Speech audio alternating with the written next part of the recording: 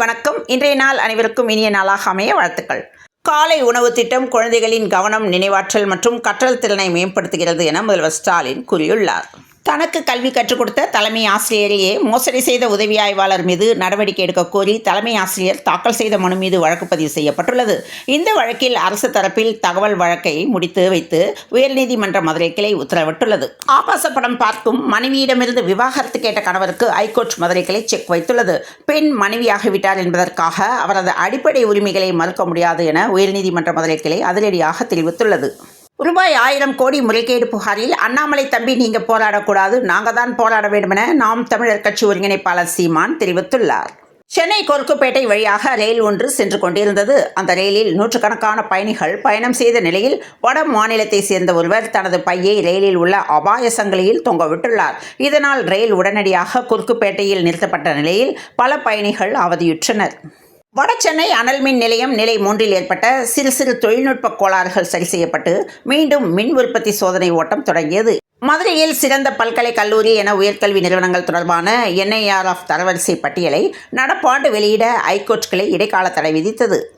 சென்னை அடையாறு மண்டபம் ஆண்டாள் நகரில் புதிதாக கட்டப்பட்டுள்ள நவீன உடற்பயிற்சி கூட கட்டிடத்தை மருத்துவம் மற்றும் மக்கள் நல்வாழ்வுத்துறை அமைச்சர் மா. சுப்பிரமணியம் இன்று திறந்து வைத்தார். வார விடுமுறை நாட்களை முன்னிட்டு சென்னையிலிருந்து இதர இடங்களுக்கு மற்றும் பிற இடங்களிலிருந்து கூடுதலான பயணிகள் தமிழகம் முழுவதும் பயணம் மேற்கொள்வார்கள் என எதிர்பார்க்கப்படுகிறது. இதனை கருத்தில் கொண்டு தமிழ்நாடு அரசு போக்குவரத்து கழகங்கள் தினசரி இயக்கப்படும் பேருந்துகளுடன் கூடுதலான சிறப்பு பேருந்துகளை இயக்க திட்டமிடப்பட்டுள்ளது. தமிழ்நாடு முழுவதும் உள்ள 37,553 அரசு பள்ளிகளில் கடந்த 1ஆம் தேதி மாணவர் சேர்க்கை தொடங்கியது. மாணவர் சேர்க்கையை முதலமைச்சர் மு. க. ஸ்டாலின் மற்றும் துணை முதலமைச்சர் உதயநிதி ஸ்டாலின் ஆகியோர் தொடங்கி வைத்தனர். வேலூர் காட்பாடியை சேர்ந்தவர் நஹீம். இவர் அப்பகுதியில் உள்ள ஒரு கல்லூரியில் படித்து வந்த நிலையில் அவர் தனது பைக்கில் சென்று கொண்டிருந்த போது எதிர்பாராத விதமாக கட்டுப்பாட்டை இழந்த லாரி ஒன்று பைக் மீது மோதியது. இந்த கோர விபத்தில் நஹீம் சம்பவ இடத்திலேயே பரிதாபமாக உயிரிழந்தார். மேலும் இந்த விபத்தில் படுகாயமடைந்த மற்றொரு நபர் மருத்துவமனையில் சிகிச்சை பெற்று வருகிறார். கடந்த 5 ஆண்டுகளில் தமிழ்நாட்டில் குறு சிறு மற்றும் நடுத்தர தொழில் நிறுவனங்கள் மேம்படுத்த நிறுவப்பட்ட புதிய தொழிற்பேட்டைகள் அல்லது வணிக காப்பகங்களின் எண்ணிக்கை எவ்வளவு என மக்களவையில் மத்திய சென்னை நாடாளுமன்ற உறுப்பினரும் கழக நாடாளுமன்ற குழு துணைத் தலைவருமான தயாநிதி மாறன் கேள்வி எழுப்பினார். முதலமைச்சர் மு. க. ஸ்டாலின் தனது எக்ஸ் தள பதிவில் சிந்தனையுடன் திட்டமிடுவது என்பது உடனடி பிரச்சனைகளை தீர்ப்பது மட்டுமல்ல, நாம் நினைத்து பார்க்க முடியாத வகையில் சமூகத்தை மாற்றுகிறது என்று பதிவிட்டுள்ளார். அனைத்து அரசு அலுவலகங்களிலும் முதல்வர் மு. க. ஸ்டாலின் படம் வைக்கப்பட்டுள்ளது. ஆனால் அரசு டாஸ்மாக் கடைகளில் தமிழக முதல்வர் மு. க. ஸ்டாலின் படம் இல்லாததை கண்டித்தும் டாஸ்மாக் கடைகளை தடை செய்ய வலியுறுத்தியும் தமிழகம் முழுவதும் பாஜக சார்பில் டாஸ்மாக் கடைகளில் முதல்வர் மு. க. ஸ்டாலின் படத்தை ஒட்டும் போராட்டம் நடந்து வருகிறது. எதிர்க்கட்சிகளும் எதிர்கருத்துக்களும் தான் ஒன்றிய அரசுக்கு பிரச்சினை. சபாநாயகரின் புதிய உத்தரவு ஜனநாயகத்துக்கு விரோதமான செயலாகவே உள்ளது என கனிமொழி MP கூறியுள்ளார். வடக்கை போல ஆள் பிடிக்கும் ஃபார்முலா தமிழ்நாட்டில் எடுபடாது என்றும் கொலையனோடு கூட்டு சேர்ந்த காவலனாக அமலாக்கத்துறை பாஜகவோடு கூட்டு வைத்து பாஜகவின் குற்றங்களுக்கு துணை போய் கொண்டிருப்பது நாட்டிற்கு நல்லதல்ல எனவும் குறிப்பிட்டு அமலாக்கத்துறைக்கு அமைச்சர் ரகுபதி கண்டனம் தெரிவித்துள்ளார். 100 நாள் வேலை திட்டத்திற்கு உங்கள் கூட்டணி பாஜகவை ரூபாய் 4000 கோடி நிலுவையை கொடுக்க சொல்லுங்கள் என்று அமைச்சர் பதிலடி கொடுத்துள்ளார். மதுரை நத்தம் பறக்கும் பாலத்தில் சரக்கு லாரி மீது கார் மோதி விபத்துக்குள்ளானதில் ஒருவர் பலியான நிலையில் 6 பேர் படுகாயங்களுடன் மருத்துவமனையில் அனுமதிக்கப்பட்டுள்ளனர்.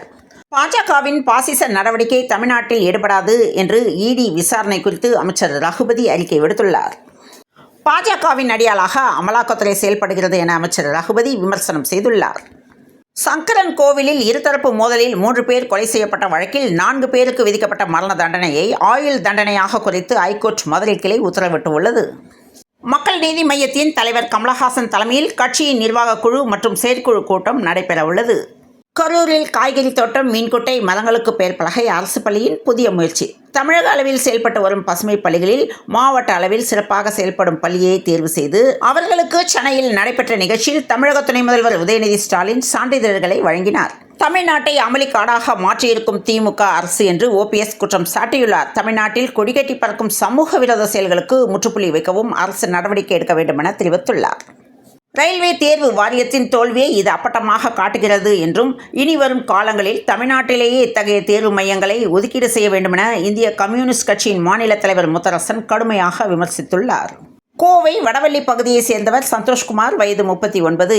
இவர் குடியிருப்பு பகுதிகளில் நுழையும் பாம்புகளை பத்திரமாக பிடித்து வனப்பகுதியில் விடும் பணியை செய்து வந்தார். பல ஆண்டுகளாக பல்வேறு பகுதிகளில் நுழைந்த கொடிய விஷம் கொண்ட ராஜநாகம் உள்ளிட்ட ஏராளமான பாம்புகளை பிடித்து வனப்பகுதியில் விடுவித்த நிலையில் தற்போது கோவையில் பிடிக்க முயன்றபோது எதிர்பாராத விதமாக பாம்பு கடித்ததால் பாம்பு பிடி வீரர் சிகிச்சை பலனின்றி மரணமடைந்தார். அரியலூர் மாவட்டம் ஆண்டிமடம் அருகில் உள்ள கூவத்தூர் பாலத்தில் சொகுசு கார் ஒன்று மோதி விபத்துக்குள்ளானது. இதை கண்ட அப்பகுதி பொதுமக்கள் போலீசாருக்கு தகவல் தெரிவித்தனர். தகவல் அறிந்து சம்பவ இடத்திற்கு வந்த போலீசார் விசாரணை மேற்கொண்டனர். இதையடுத்து விபத்துக்குள்ளான காரை சோதனை செய்தபோது காருக்குள் தமிழக அரசால் தடை செய்யப்பட்ட குட்கா பொருட்கள் மூட்டை மூட்டையாக இருந்தது கண்டுபிடிக்கப்பட்டது. குறைந்த விலையில் தங்கக்கட்டி விளம்பரத்தை நம்பி ரூபாய் 48 லட்சத்துடன் சென்றவரிடம் மோசடி செய்த 2 பேர் கைது செய்யப்பட்டனர். அடுத்த ஆண்டு கரும்புக்கான ஆதார விலை டன் ஒன்றுக்கு ரூபாய் 4000 உயர்த்தி வழங்கப்படும் என்று சட்டப்பேரவையில் வேளாண் துறை அமைச்சர் M.R.K. பன்னீர்செல்வம் தெரிவித்துள்ளார்.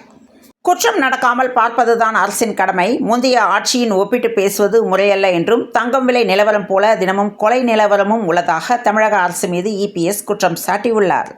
இஸ்ரேல் ஹமாஸ் இடையேயான போர் நிறுத்தத்துக்கான பேச்சுவார்த்தைகள் நடந்து வரும் நிலையில் நேற்று முன்தினம் காசா மீது இஸ்ரேல் சரமாரியாக வான் தாக்குதல் நடத்தியது. இதில் பெண்கள், சிறுவர்கள் உட்பட 400க்கும் அதிகமானோர் பலியாகினர். இஸ்ரேலின் செயலுக்கு பிரியங்கா காந்தி கடும் கண்டனம் தெரிவித்துள்ளார். தமிழ்நாடு இந்து சமய அறநிலையத்துறை, மின்சார வாரியம், பொதுப்பணித்துறை ஆகிய துறைகளில் வேலை வாங்கி தருவதாக கூறி ரூபாய் 62,80,000 பணத்தை பெற்றுக்கொண்டு வேலை வாங்கி தராமல் போலி பணி நியமன ஆணைகளை கொடுத்து ஏமாற்றியதாக டில்லிகுமார் மற்றும் மகேஷ் ஆகியோர் மீது நடவடிக்கை எடுத்து பணத்தை மீட்டு தருமாறு பாதிக்கப்பட்டவர்கள் புகார் அளித்துள்ளனர். ஒடிசாவில் வெயில் வாட்டி வதைக்கும் நிலையில் பள்ளி குழந்தைகளை அதிலிருந்து பாதுகாப்பதற்காக பள்ளி நேரத்தை காலை 6:30 மணியிலிருந்து காலை 10:30 மணி வரை மாற்றம் செய்து மாநில அரசு உத்தரவிட்டுள்ளது. உத்தரப்பிரதேசத்தில் யூடியூப் பார்த்து அறுவை சிகிச்சை செய்ய முயற்சித்த நபரின் உடல்நிலை மோசமடைந்தது. இதனையடுத்து அவர் மருத்துவமனையில் அனுமதிக்கப்பட்டு உள்ளார். ராஜஸ்தானில் கள்ள காதலனுடன் சேர்ந்து கணவனை கொன்று அவரது உடலை மனைவி பைக்கில் கொண்டு சென்ற CCTV காட்சிகள் வெளியாகி அதிர்ச்சியை ஏற்படுத்தியுள்ளன. கர்நாடகாவில் முதலமைச்சர், அமைச்சர்கள், MLAக்கள், MLCக்கள், சபாநாயகர், எதிர்க்கட்சித் தலைவர் சம்பளத்தை 100% உயர்த்த சித்தராமையா தலைமையிலான அரசு பரிந்துரை செய்துள்ளது. சென்னை திரிசூலம் ரயில்வே கேட் அருகே போலீசார் சோதனையில் ஈடுபட்டிருந்தபோது சந்தேகத்திற்குரிய வகையில் சென்று கொண்டிருந்த ஒரு இளம்பெண்ணிடம் விசாரணை நடத்தினர். அந்த பெண்ணிடம் இருந்த பையை சோதனை செய்தபோது அதில் சுமார் 3 கிலோ கஞ்சா இருந்தது கண்டுபிடிக்கப்பட்டது. இதையடுத்து போலீசார் உடனடியாக அந்த இளம்பெண்ணை கைது செய்தனர். அவரிடம் நடத்தப்பட்ட விசாரணையில் அந்த பெண் திரிபுரா மாநிலம் உதய்பூரை சேர்ந்த பாயல்தாஸ் என்பதும் அவருக்கு திருமணமாகி ஒரு குழந்தை இருப்பதாகவும் தெரிய வந்தது. கடந்த 3 ஆண்டுகளாக பாயல்தாஸ் சென்னையில் தங்கியிருந்து கஞ்சா கடத்தி வந்துள்ளார். அதோடு இன்ஸ்டாகிராமில் இளைஞர்களுக்கு காதல் வலை வீசி அவர்களில் சிலரை கஞ்சா வியாபாரிகளாக மாற்றியுள்ளார் என தகவல் வெளியாகியுள்ளது. கைது செய்யப்பட்ட பாயல்தாஸை தாம்பரம் கோர்ட்டில் ஆஜர்படுத்தி புழல் சிறையில் அடைத்த போலீசார் இந்த வழக்கு குறித்து தீவிர விசாரணை நடத்தி வருகின்றனர். தஞ்சாவூரில் கந்துவட்டி புகாரில் திமுக நிர்வாகி கைது செய்யப்பட்டுள்ளார். வீடு புகுந்து பணம் கேட்டு மிரட்டிய வீடியோ வைரலாகியுள்ளது. ஷாருக் கான் கொடுத்த அறிவுரையை கொல்கத்தா நைட் ரைடர்ஸ் அணியின் துணை கேப்டன் வெங்கடேஷ் ஐயர் நினைவு கூர்ந்துள்ளார். ஆத்தூரில் அரசு டாஸ்மாக் கடையை அகற்றவில்லை என்றால் தமிழக வெற்றிக் கழகம் சார்பில் குடும்பத்துடன் குடிக்கும் போராட்டம் என்று நடைபெறும் என்று அறிவிக்கப்பட்டுள்ளது. அமெரிக்காவில் நிர்வாக சீர்திருத்த துறை தலைவர் எலான் மஸ்கிற்கு எதிராக போராட்டங்கள் நாளுக்கு நாள் வலுத்து வருகின்றன.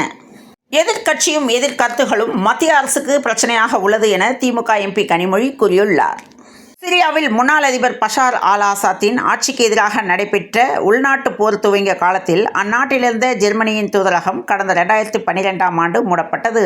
சிரியாவில் 13 ஆண்டுகளுக்கு பின்னர் ஜெர்மனி நாட்டு தூதரகம் மீண்டும் திறக்கப்பட்டுள்ளது. தெலுங்கானாவில் விஜய் தேவர்கொண்டா உட்பட 25 நடிகர்கள் மீது போலீசார் வழக்கு பதிவு செய்துள்ளனர்.